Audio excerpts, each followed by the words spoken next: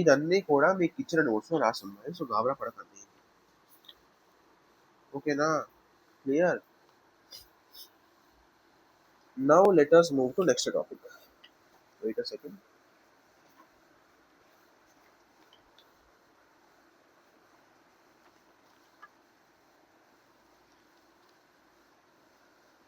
Yeah, viceroys and governor generals.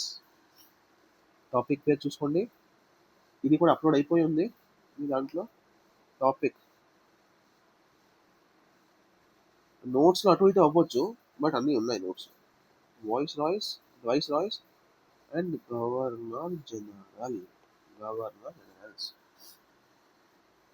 ఒక్కొక్క governor general కిందన ఏంటి ఈవెంట్స్ అయ్యాయో, ఆయన ఏంటి అంటే వాళ్ళు ఏం ఇంపార్టెంట్ పనులు చేశారో, ట్రీటీస్ ఏమయ్యాయో, వార్స్ ఏమయ్యాయో, క్లియర్, కొత్త పాలసీస్ ఏమైనా వచ్చాయా, సో అలాంటివన్నీ డిస్కస్ చేస్తుంది. So this class will be the most important class. Okay, so governor number 1 Robert Clive.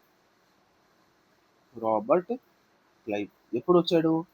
1754లో వచ్చాడు, 67లో పోయాడు. క్లియర్? వీడేం చేశాడు? First important thing, battle of Plassey కూడా వీడి కాలంలోనే అయింది. బ్యాటిల్ ఆఫ్ బక్సర్ కూడా ఇక్కడే అయింది. బ్యాటిల్ ఆఫ్ ప్లాసీ ముగిసింది ట్రీటీ ఆఫ్ అలీనగర్ ద్వారా. బ్యాటిల్ ఆఫ్ బక్సర్ ముగిసింది ట్రీటీ ఆఫ్ అలహాబాద్ ద్వారా. ఇందులో ఏటైంది ఇంపార్టెంట్ కాదు. ఇందులో ఏమైందంటే one point is very very important, very very. ఏంటది? సార్, అవధ్ అనే రాజ్యాన్ని వీళ్ళు అనెక్స్ చేయలేదు.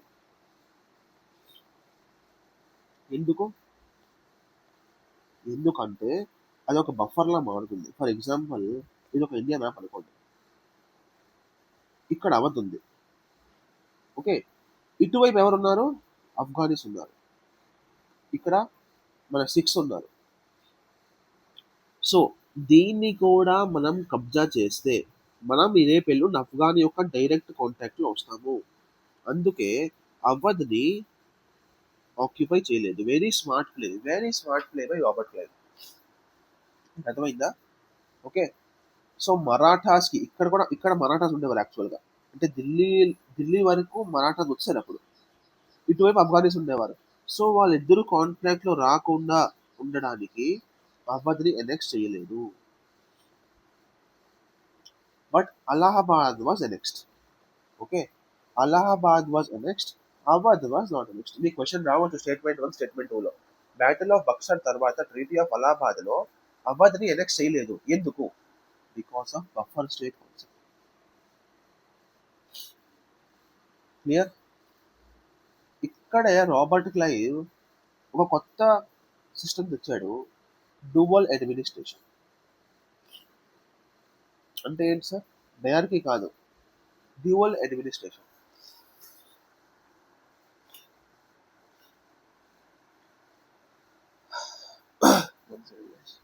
అంటే జ్యుడిషియల్ ఫంక్షన్, ఆల్సో కాల్డ్ నిజామాత్.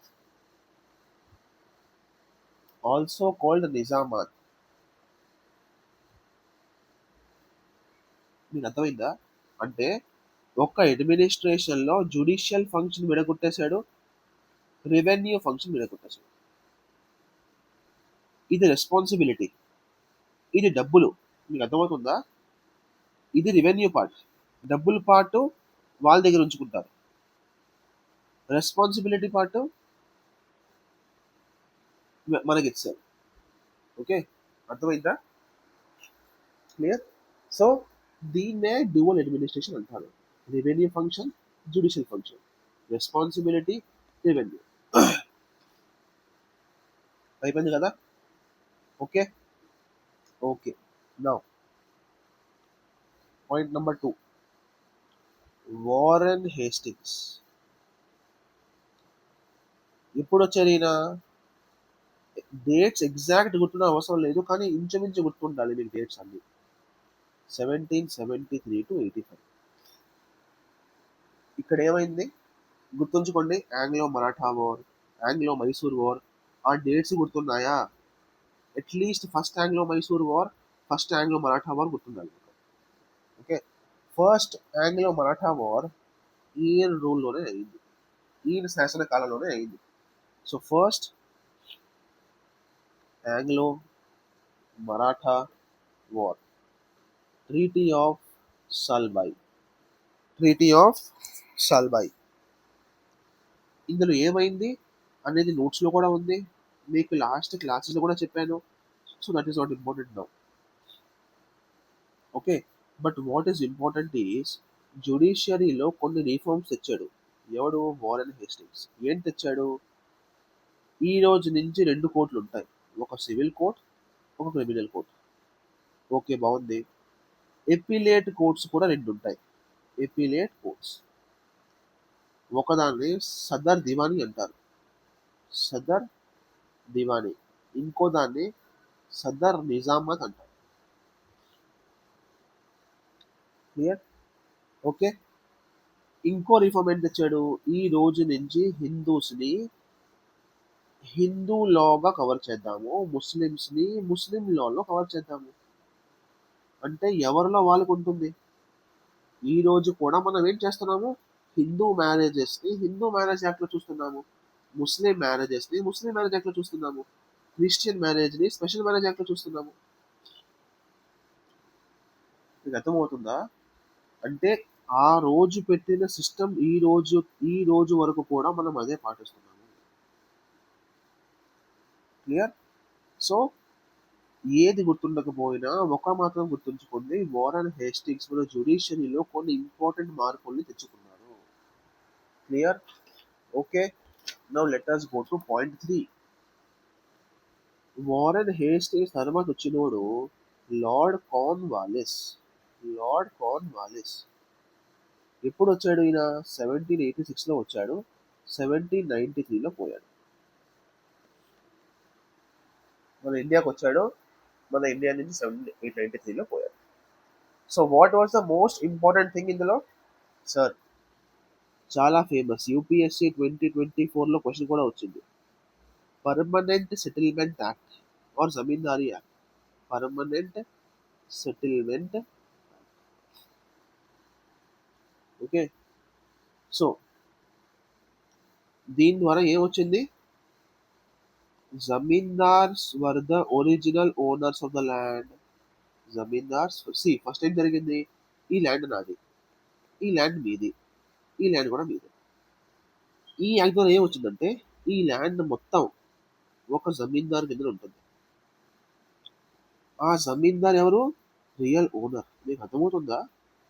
ఇన్నాళ్ళు నా ల్యాండ్కి నేనే ఓనర్ని, కానీ ఇప్పుడు ఈ భూమి మొత్తాన్ని కలిపేసి వాడు ఏమంటున్నాడు? జమీందార్ ఈజ్ ద ఓనర్. జమీందార్ ఒక ఎక్స్ అమౌంట్ కట్టాలి ప్రతి ప్రతి నెల, ప్రతి సంవత్సరం. క్లియర్? అది కానీ కట్టకపోతే ఆ జమీందార్ని తీసేసి వేరే జమీందార్ని పెడతారు. దీన్నే సన్సెట్ లా అంటారు. సన్సెట్ లా అంటే సన్సెట్ అయ్యే ముందు ఒకవేళ డబ్బులు కట్టలేదు జమీందార్ అంటే ఆ జమీందారు నుంచి ఆ ల్యాండ్ లాగేసి వేరే జమీందారికి ఇచ్చేస్తారు. Okay, clear? Just second guys, ఒక్క సెకండ్ ఆగండి, వస్తున్నాను.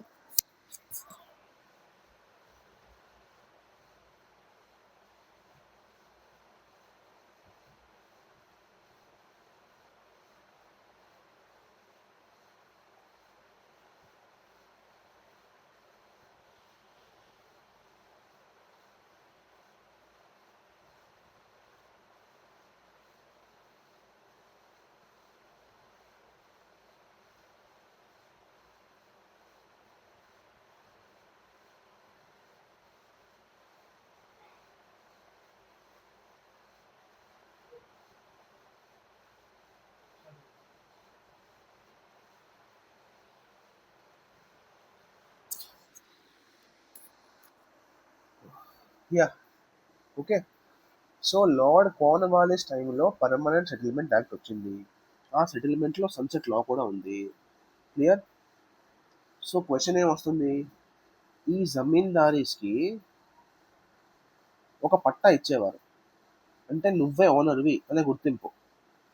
ఆ పట్టా ట్రాన్స్ఫరేబులా? అవును. మరి సన్సెట్లో అంటే ఏంటి, డబ్బులు కట్టకపోతే ఆ పట్టా వేరే వాడికి ఇచ్చేయాలి. అది హెరిడిటరీయా? అంటే జమీందార్ కొడుకు కూడా పట్టా ఉంటుందా, కొడుకు దగ్గర కూడా? అవును ఉంటుంది.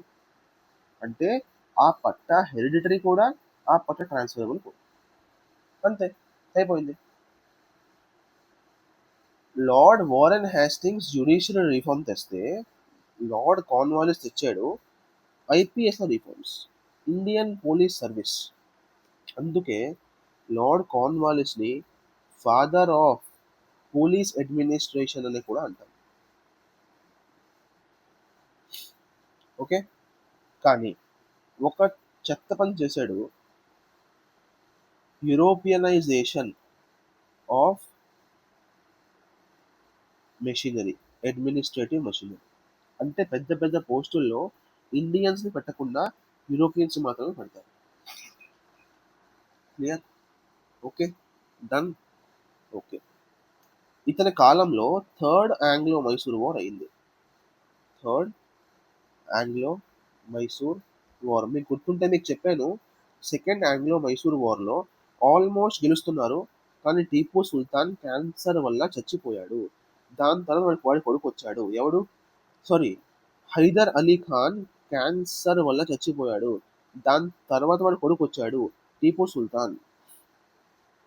అందుకే సెకండ్ ఆంగ్లో మైసూర్ వార్లో కూడా ఎవరు గెలవలేదు, ఎవరు ఓడిపోలేదు. కానీ థర్డ్ ఆంగ్లో మైసూర్ వార్లో లార్డ్ కార్న్వాలిస్ వచ్చాడు. ఎందుకు వచ్చాడు, కొంచెం కసి మీద వచ్చాడు. ఎందుకంటే వీడు అమెరికన్ రివల్యూషన్లో ఓడిపోయాడు. వీడేమనుకున్నాడు, నేను ఏ యుద్ధం కూడా గెలవకపోతే వేస్ట్ కదా, అందుకే కావాలని కావాలని టీపు సుల్తాన్ని రెచ్చగొట్టి థర్డ్ ఆంగ్లో మైసూర్ వార్ చేసి అందులో టీపు సుల్తాన్ని ఓడించి ట్రీటీ ఆఫ్ సేరింగపట్టణం సైన్ చేయించాడు. ట్రీటీ ఆఫ్ సేరింగపట్టణం ఇది ఎంత క్రూవల్ ట్రీటీ అంటే టీపు సుల్తాన్ నుంచి వాడి ఇద్దరు కొడుకుల్ని లాగేసుకున్నారు. వాళ్ళు ఏం చెప్పారు, ఈ కొడుకులు నా దగ్గరే ఉంటారు, డబ్బులు మొత్తం నువ్వే కట్టాలి, బ్లా బ్లా బ్లా. చాలా కోపం వచ్చింది అనమాట. విన్న మనకి కోపం వస్తుంది. So imagine what will be the position of Tipu Sultan. Clear. Next, fourth point, John Shore. John Shore ఎవరైనా, ఈయన కూడా ఒక గవర్నర్ జనరలే. 1793లో వచ్చారు, 98లో పోయారు. ఇందులో ఇంపార్టెంట్ ఏమైనా ఉందా? No important, nothing important. నా నోట్స్లో ఒకటో రెండు పాయింట్లు ఉంటాయి, but you can skip that. Next ఎవరు వచ్చారు, ఆర్థర్ వెల్లిస్లీ. ఆర్థర్ వెల్లిస్లీ ఎప్పుడు వచ్చారు, 1798లో వచ్చి 1805లో పోయారు. క్లియర్. ఈయన కాలంలో ద మోస్ట్ ఇంపార్టెంట్ థింగ్ ఏంటి, సబ్సిడరీ అలయన్స్ని మొదలుపెట్టారు.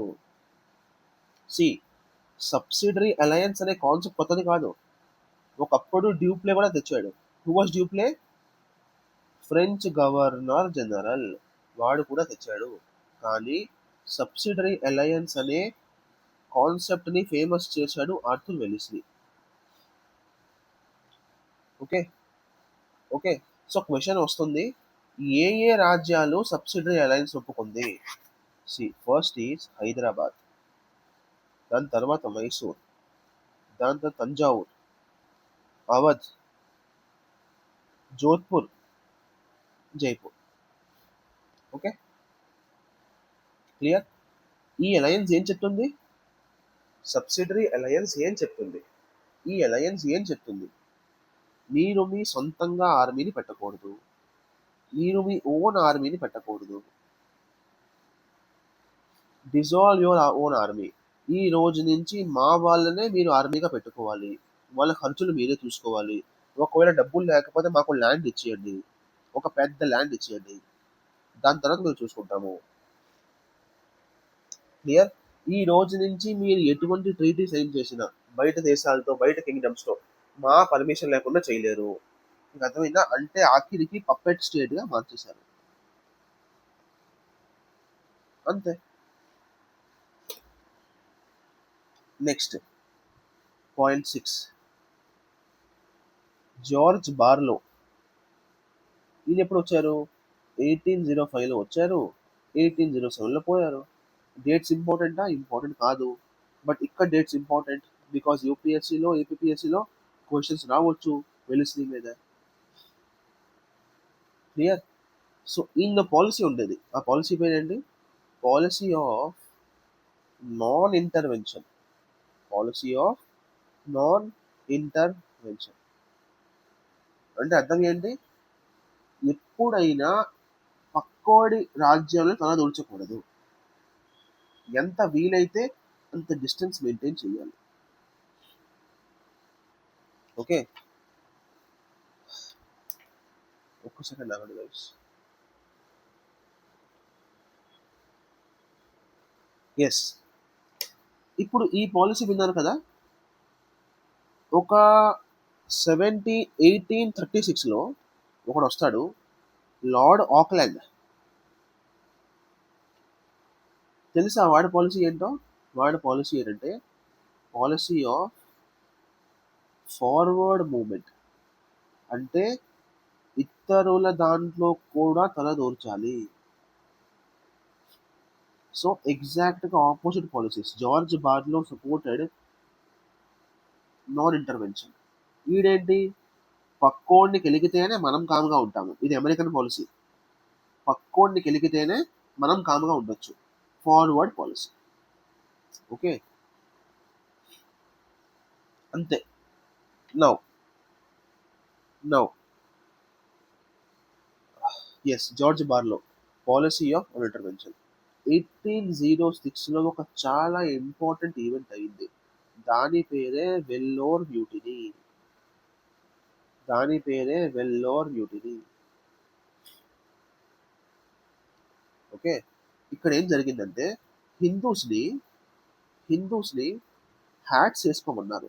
ఆ టైంలో మన తల నుంచి పగిడి తీసేసి, పగిడి అంటే బట్టతో ఫార్మర్స్ చుట్టుకుంటారు కదా తల మీద, అది తీసేసి హ్యాట్స్ వేసుకోమన్నారు. ఆ టైంలో హ్యాట్స్ వేసుకోవడం అంటే చాలా అవమానకరం. అంటే యూ హ్యావ్ యాక్సెప్టెడ్ క్రిస్టియానిటీ. మీకు అర్థమవుతుందా? ఓకే, అంతే. Now seventh topic, lord Minto. Lord Minto, ఆ మింటో వేరు, మోర్లే మింటో రీఫార్మ్స్ వేరు. ఆ మోర్లే మింటోలో మింటో అనేవాడు వేరు. వాడు 1909లో వస్తాడు. ఈ లార్డ్ మింటో అనేవాడు 1809లో వచ్చాడు. అంటే 1807లో వచ్చి 1813లో పోయాడు. ఓకే, ఇందులో పెద్దగా ఇంపార్టెంట్ ఏది లేదు, బట్ నా నోట్స్లో రాసి ఉంటుంది. ఏంటి రాసి ఉంటుంది? Treaty of mutual friendship. ఇది ఎవరి మధ్యలో జరిగింది? రంజిత్ సింగ్, పంజాబ్ యొక్క రాజు. ఆ టైంలో సిక్కుల రాజు Ranjit Singh plus British. Treaty of mutual friendship. British and Ranjit Singh కలిసి సైన్ చేశారు. Clear. Next 8, Lord Hastings. Warren Hastings కాదు, ఈ హేస్టింగ్స్ వేరు. 1813లో వచ్చారు, 1823లో పోయారు. ఓకే, సో ఈయన పని ఏంటి? ఇందులో తెచ్చింది రయ్యత్ వారీ సిస్టమ్ వచ్చింది. ఎవరు తెచ్చారు ryotwari system? Thomas Munro. Thomas Munro. Okay, ఈ రయ్యత్ వారీ సిస్టమ్ కూడా ఇండియాలో ప్రతి చోట రాలేదు. మ్యాక్సిమం సౌత్లో వచ్చింది. బాంబేలో వచ్చింది, మద్రాసులో వచ్చింది, అస్సాంలో కొంచెం వచ్చింది, అంతే. ఓకే, సో రయ్యత్ వారీ సిస్టమ్ ఎక్కడ వచ్చింది క్వశ్చన్ రావచ్చు. ఇది ఏంటో అనే క్వశ్చన్ కూడా రావచ్చు. How is this different from zamindari system? ఇందులో మీడియేటర్స్ ఉండరు, ఇందులో జమీందారీస్ ఉండరు. డైరెక్ట్గా peasant and English east India company సంబంధం ఉంటుంది. క్లియర్? ఓకే. ఇందులో ఓన్లీ క్యాష్ మాత్రమే, ట్యాక్స్ అనేది ఓన్లీ క్యాష్ రూపంలో మాత్రమే ఇవ్వచ్చు. క్లియర్? ఓకే. నెక్స్ట్, హేస్టింగ్స్ టైంలో ఇంకొక చాలా ఇంపార్టెంట్ ఈవెంట్ జరిగింది. ఏంటది? That is Anglo Nepal war. Anglo Nepal war మీకు ఫస్ట్ క్లాస్లో కూడా టైం లైన్ చెప్పినప్పుడు చెప్పాను. ఎప్పుడు జరిగింది ఇది? ఆంగ్లో నేపాల్ వార్ ఎనీవన్ 1815లో జరిగింది. ఇక్కడే ట్రీటీ ఆఫ్ సగోలి సైన్ చేశారు. సగోలి సైన్ చేశారు. ఓకే, అర్థమైపోయిందా? సి, మీకు నోట్స్ చదివినప్పుడు ఎటువంటి డౌట్ వచ్చినా నాకు అడగండి. నాకు ఆ స్క్రీన్ షాట్ పెట్టేసి నాకు పెట్టండి. I will explain what did I right. ఎందుకంటే నేను చాలా సార్లు కొన్ని షార్ట్ ఫామ్స్ ఎక్కువ యూస్ చేశాను. అది నీకు అర్థం అవ్వకపోతే నాకు చెప్పండి, పర్లేదు. ఓకేనా? Next 9, Lord Amherst. ఎవరికైనా ఇబ్బందిగా ఉందా? See, letters device first. First వచ్చాడు రాబర్ట్ క్లైవ్, మీకు తెలిసిందే. రెండవడు వచ్చాడు వారెన్ హేస్టింగ్స్. మూడవడు వచ్చాడు లార్డ్ కార్న్వాలిస్. నాలుగవడు వచ్చాడు జాన్ షోర్, ఇంపార్టెంట్ కాదు. ఐదవడు వచ్చాడు Lord Wellesley, Arthur Wellesley. Okay, famous for subsidiary alliance, famous for IPS reforms, famous for judicial reforms. First treaty of Seringapatam ఎవరు సైన్ చేశారు? కార్న్వాలిస్. క్లియర్? ఓకే. నెక్స్ట్ ఎవడు వచ్చాడు? బార్లో. నెక్స్ట్ ఎవడు వచ్చాడు? మింటో. Eighth Hastings. సింపుల్. ఎప్పుడైనా మైండ్ హెవీగా ఉంటే ఒకసారి కన్సాలిడేషన్ చేసుకోండి. What did we read till now? Policy of non intervention ఎవరిది? జార్జ్ బార్లోది. ఫస్ట్ ఆంగ్లో నేపాల్ వార్ ఎవరి కార్యకాలంలో అయింది? Lord Hastings. Treaty of mutual friendship ఎప్పుడు అయింది? Lord Minto. Clear? Okay. Okay, done. Okay, report.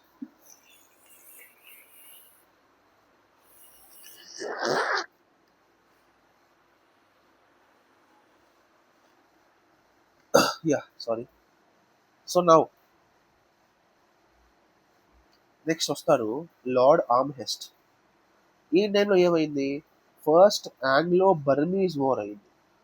First Anglo Burmese war అయింది 1824 దగ్గర. ఇది కూడా మీకు చెప్పాను. Treaty of యాండాబు.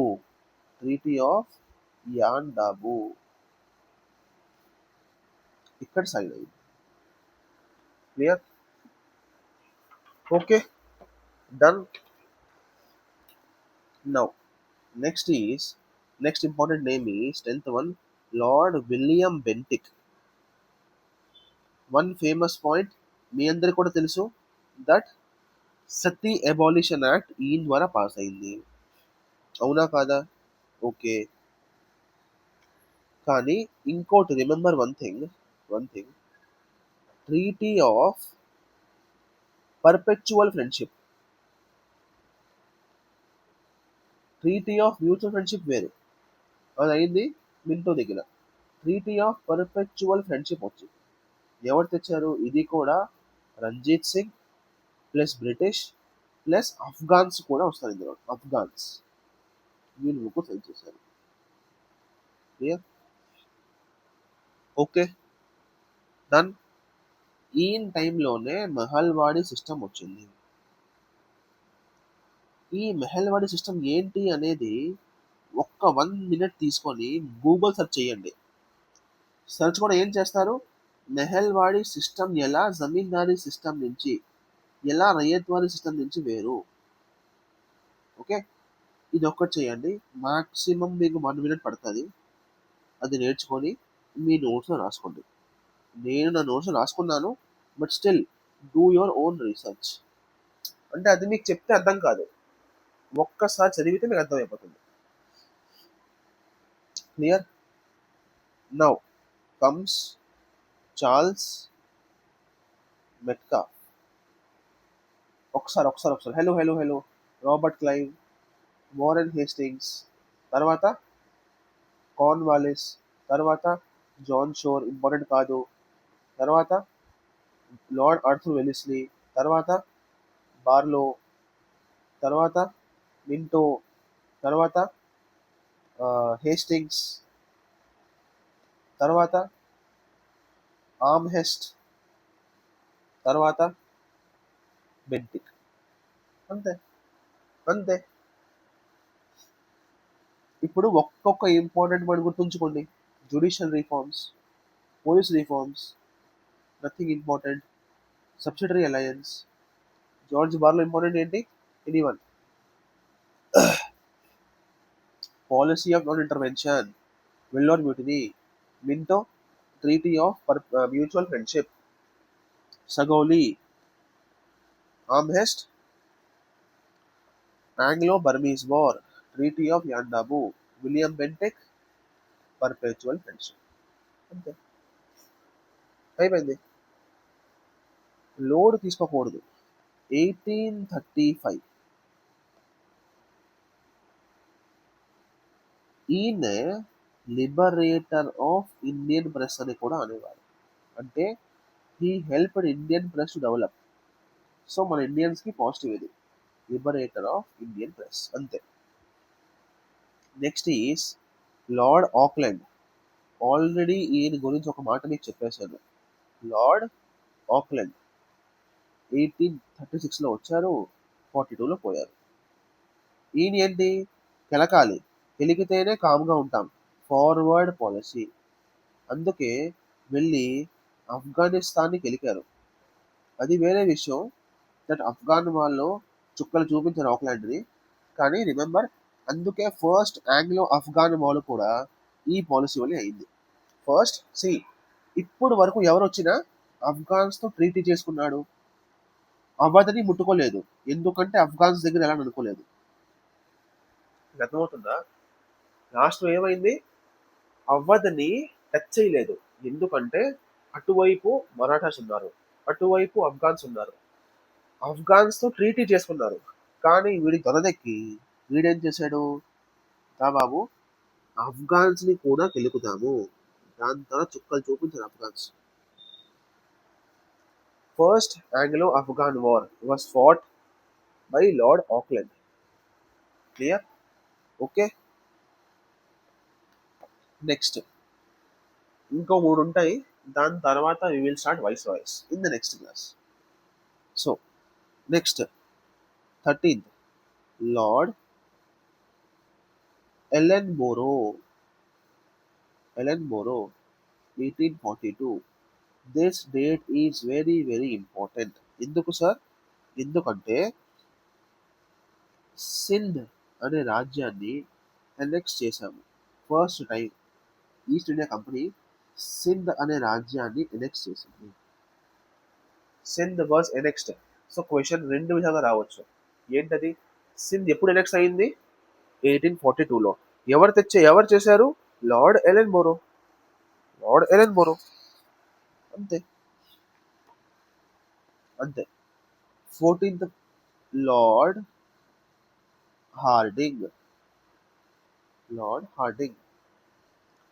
మీకు గుర్తుంటే లాస్ట్ ట్రైబల్ రివోల్ట్స్లో మీకు పాయింట్ చెప్పాను. ఏంటి సార్ అది? మరియాహ అనే ప్రాక్టీస్ ఉండేది. అంటే హెడ్ని కట్ చేసి దేవుడికి అంకితం చేసేవారు. క్లియర్? ఆ ప్రాక్టీస్ని వీడు బంద్ చేయించాడు. దానివల్ల కొత్త యుద్ధం వచ్చింది. ఓకే, అది వేరు. ఈ టైంలోనే ఇంకో యుద్ధం జరిగింది. ఆ యుద్ధం పేరు ఫస్ట్ ఆంగ్లో సిక్ వార్. 1845 వరకు ఎందుకు సార్ వీళ్ళు సిక్కులని అస్సలు టచ్ చేయలేదు? ఎందుకంటే అంతవరకు రంజిత్ సింగ్ అనేవారు ఉండేవారు. 1842లో రంజిత్ సింగ్ చనిపోయారు.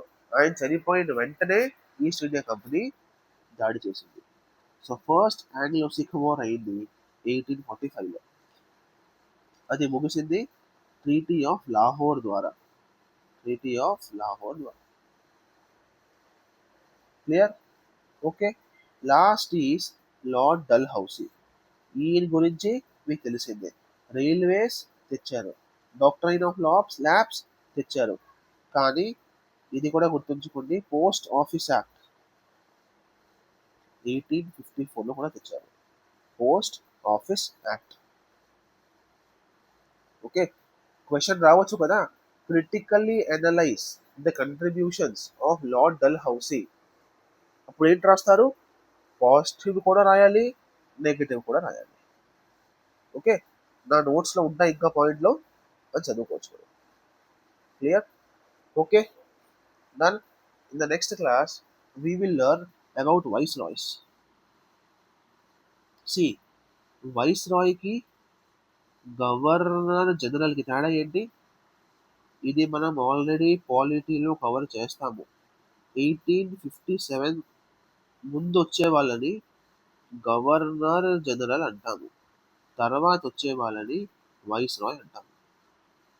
వైస్రాయ్ అంటే direct appointed by king or queen. Directly appointed by king or queen. Clear? Okay. Done. ఒకసారి రివైజ్ చేద్దామా? ఎస్, చేద్దాం. సో ఇప్పుడు చెప్పండి. రాబర్ట్ క్లైవ్, తర్వాత వారెన్ హేస్టింగ్స్, తర్వాత నేను చెప్పే ముందే మీ మైండ్లో ఇమాజినేషన్ రావాలి, లార్డ్ కార్న్వాలిస్, తర్వాత షోర్, తర్వాత తర్వాత వెల్లిస్లీ, ఆర్థర్ వెల్లిస్లీ, తర్వాత బార్లో, తర్వాత మింటో, తర్వాత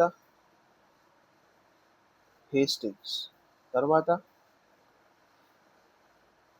తర్వాత ఆమ్హెస్ట్, తర్వాత తర్వాత విలియం బెంటికా, విలియం బెంటిక్, తర్వాత Metcalfe, liberator of Indian press, తర్వాత ఆక్లాండ్, తర్వాత ఎలెన్ బోరో. సింధ్ని బారో చేశాము, సింధ్ని బారో చేశాము, ఎలెన్ బోరో, తర్వాత హార్డింగ్, తర్వాత డల్ హౌసీ. ఇప్పుడు ఇవన్నిట్లో ఒక్కొక్క ఇంపార్టెంట్ పాయింట్ గుర్తున్నా మీ పని అయిపోయింది. ఎలెన్ బోరో అయిపోయింది. ఆక్లాండ్కి దొరదెక్కువ. దొరదెక్కువ అంటే అర్థం ఏంటి? ఆంగ్లో ఆఫ్ఘన్ వార్ అయింది. Metcalfe liberator of Indian press. William Bentinck మీకు తెలిసిందే. Amherst treaty of Yandabo, Anglo Burma war. Hastings Anglo Nepal war. Minto treaty of mutual friendship. Barlow policy of non intervention. Wellesley మన subsidiary alliance, important కాదు. Police reforms, judicial reforms. అయిపోయింది, అయిపోయింది. That is it. Thank you, tata, bye bye. Meet in the next class in vice vice.